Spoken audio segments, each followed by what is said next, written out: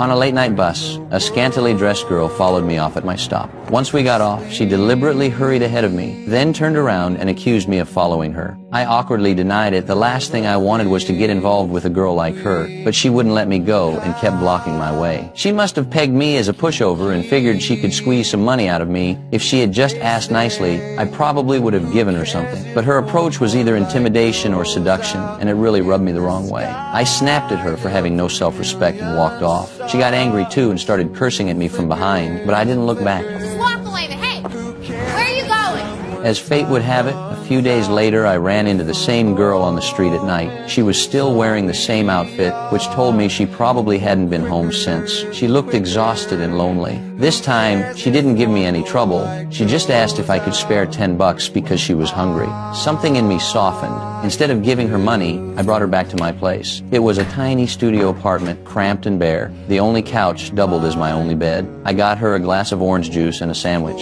After I finished, I suddenly reached toward her thighs. She quickly stopped me, saying thanks for the sandwich, but if I wanted that, I'd have to pay. But I wasn't trying anything. I had just noticed the blood stains and scrapes on her inner thighs. Looking at her face, I saw a bright red handprint and dried blood at the corner of her mouth. I was just concerned and asked if someone had hurt her. She snapped back, "None of your damn business. Pay up or I'm out of here." Instead, I took her to the bathroom, cleaned her wounds with antiseptic, and let her take a shower. While she was showering, I made a bed on the floor. When she came out, I told her to take the bed while I slept on the floor. It was the first time in her life anyone had treated her with such kindness. She finally realized I didn't want anything from her.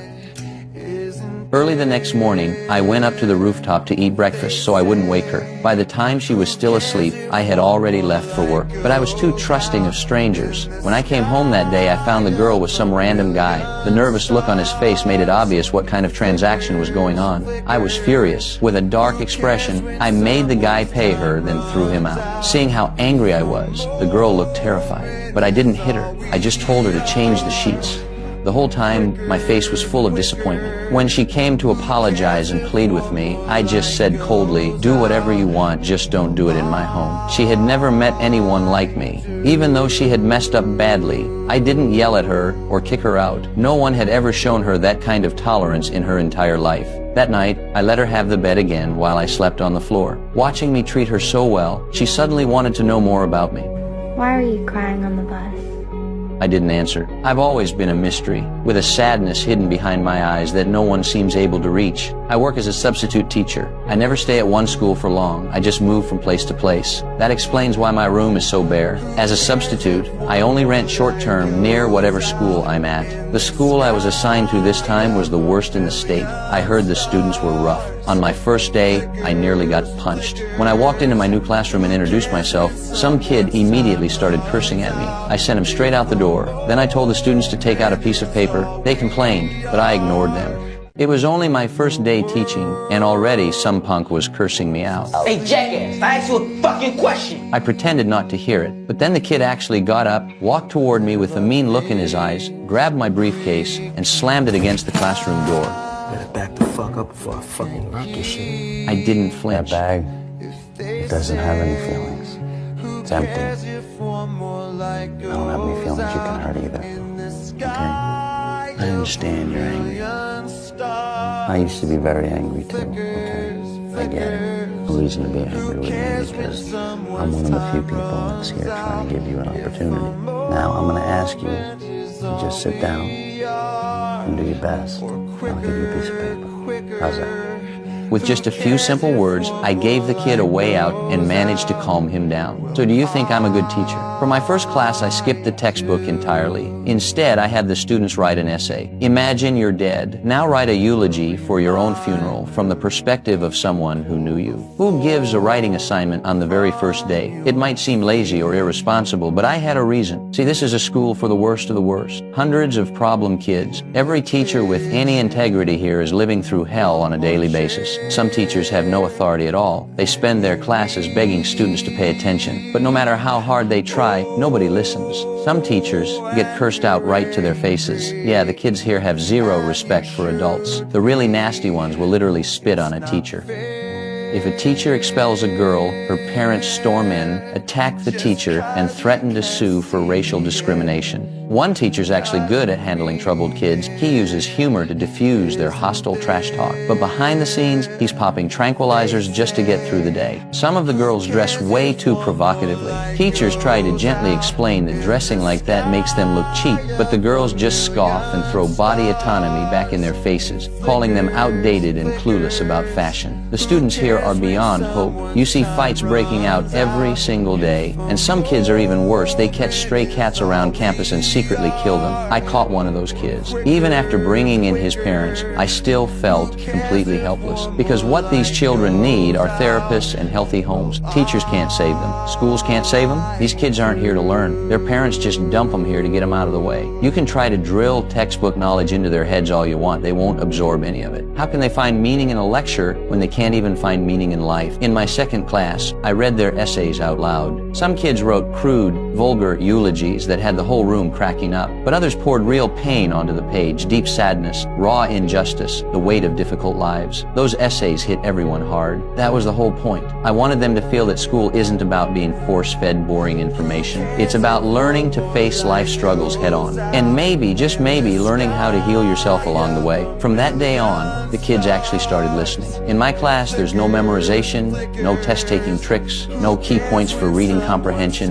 just stories, just literature. I teach them using the most valuable ideas humanity has ever produced, how not to let life's ugliness drag you down, how to see through the blind conformity of the people around you, how to recognize the garbage pumped out by TV and social media. I teach them to pick up books and knowledge as weapons, to sharpen their minds and strengthen their sense of self, and ultimately, to save themselves. One day while I was teaching, I noticed a girl quietly sketching me, little hearts drawn all around my portrait. Her name was Erin. She was one of the kids who got bullied. You might think it's strange, why would she eat her lunch sitting on a toilet? Isn't it dirty? Doesn't it smell? But don't judge her. She had her reasons. Erin had been bullied her whole life because she was a little overweight. Fat pig, lard ass. She heard it all, every single day. Eating in front of her classmates just gave them another excuse to mock her. So she hid in the bathroom to eat. Sure, she hated the smell, but she hated the heartache even more. Erin's father was a master manipulator. The only thing he ever showed her was contempt. What is all this supposed to be? Your tortured soul?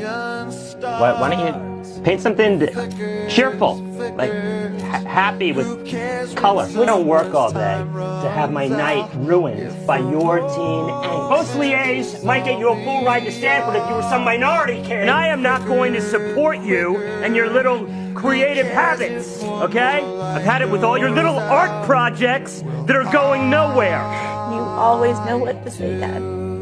In her entire life, I was the only gentleman she'd ever known. Inevitably, she fell for me. She knew a student couldn't be with a teacher, so all she could do was secretly sketch me and snap photos of my melancholy face. I've never had a shortage of admirers. A beautiful female teacher had also taken a liking to me. One evening, she invited me to dinner. She talked nonstop the whole time while I just listened quietly. When we said goodbye, she couldn't help but kiss me. People willing to listen to her lonely heart were just too rare. When I got home, I found Erica, the girl I'd taken in, sitting on the couch with an irritated look on her face. The first thing she asked was where I'd been. She had planned to surprise me. She'd made a candlelit dinner and waited for me to come home so we could eat together. But after waiting for hours, the food had gone cold. She asked who I'd had dinner with, a man or a woman. She was obviously jealous. But I steeled myself and restated my boundaries. You can stay here, but don't expect anything from me. After delivering that little keep your distance speech, I noticed the dinner she'd worked so hard on. My heart softened, and I quietly thanked her. The next morning, Erica made me breakfast again, fluttering around me adorably. I thought she was just repaying my kindness. What I didn't realize was that when a woman goes out of her way to be good to you,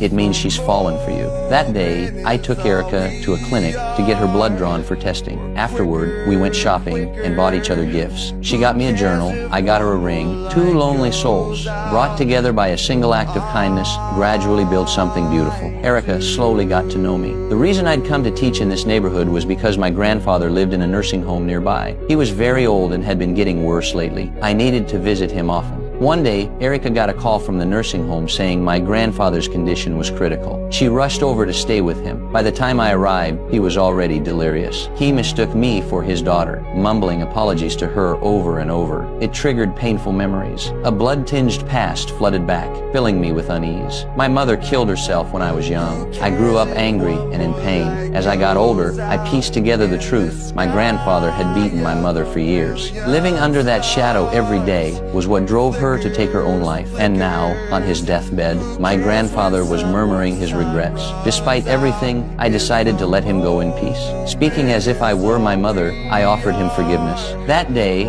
I opened up to Erica for the first time. The years when my mother was still with me were the happiest of my life. I still remember her telling me to lock my door tight. She said it was to protect her. And the red glow in my memory, that was the nightmare seeping through the crack when I hadn't closed my door all the way. That lifelong nightmare is what made me shut myself off. I refused to form connections with anyone. I was afraid of intimacy, afraid of responsibility. Most of all, I was afraid of hurting someone else. But life had other plans. A few days later, Erin confessed her feelings to me.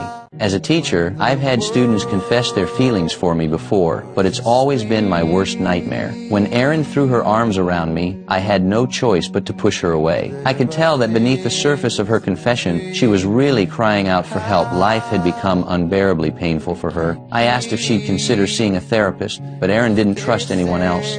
I was the only person she felt safe opening up to. I gripped her arms to keep her at a distance, repeating over and over, "Everything's going to be okay." That's when the classroom door swung open at the worst possible moment. The female teacher who had feelings for me walked in. The second Erin saw her, she burst into tears and ran off. The teacher turned on me immediately. "Are you harassing your students?" Her accusation sent me over the edge. I exploded in my own defense. My rage erupted like a volcano. I smashed desks and screamed at the top of my lungs. Why did I lose control like that? Because the deepest wound in my life was what my grandfather had done to my mother. I'd spent my whole life pushing people away precisely because I refused to become like him, someone who hurts the people closest to him in the name of love. I'm not some sick old man. Is that what you think of me?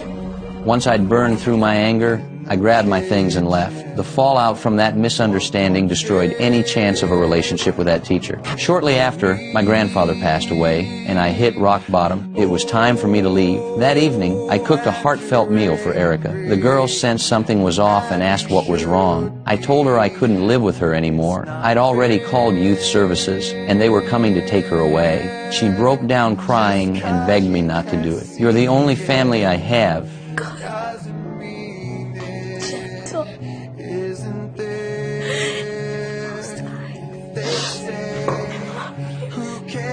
But I hardened my heart, opened the door, and let the caseworkers in. They took her away by force. As her cries faded into the distance, I was on the verge of tears myself. After closing the door, I picked up her little slippers and just stood there, completely lost. I couldn't save anyone because I couldn't even save myself. Loneliness was where my life began, and loneliness was my destiny. A few days later, the hospital called. Erica's blood test results had come back, and they needed to speak with me immediately. From the urgency in their voice, I could guess the truth. They'd found HIV in her blood. I submitted my resignation to the school. On my last day, I announced the news to my class. Everyone was devastated. Even that troublemaker who'd given me the hardest time showed a rare moment of emotion, telling me he didn't want me to go. I'm gonna miss you, man.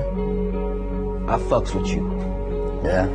All the other teachers in this place, the dickheads. After class, I spotted Erin in the school courtyard, dressed entirely in black. She'd stopped coming to class after I pushed her away that day. Today, she was wearing makeup and had baked dozens of little cupcakes to hand out to passing students and teachers. She was polite, but distant with me. I noticed a black cupcake sitting in front of her, and she looked heartbroken. I asked for that one, but she said it was for herself and handed me one decorated with a smiley face instead. I tried to apologize, but she didn't want to hear it. Not long after I walked away, she ate that black cupcake. She laced it with something deadly. The truth was, she could no longer bear the loneliness and pain of her existence. Her father's hatred, her classmates' contempt, her teacher's coldness, it had all become too much to carry, so she chose to end it. When Erin collapsed, I rushed to her side and tried CPR, tried to breathe life back into her, but it was too late. Minutes later, all I could do was kneel over her lifeless body and whisper, "Everything's going to be okay." It was a promise I knew I couldn't keep, one I didn't even believe myself, but I said it anyway, over and over again. Erin's death taught me something. It's impossible to go through life without hurting others. Sometimes even pushing someone away is a form of harm. My whole life, I tried to rise above it all, above desire, above attachment, above emotion, but I failed. Only Erin achieved true transcendence. In the end, I went to the youth center to find Erica. When she saw me, her eyes lit up like an angel's. She ran to me with everything she had and threw her arms around me like a child. This time, I didn't push her away. Later, I returned to that troubled school. I wanted to keep using whatever little strength I had to save those struggling kids. My only regret is that Erin, the girl who used to sit quietly in the corner, lost in her drawings, was beyond saving now.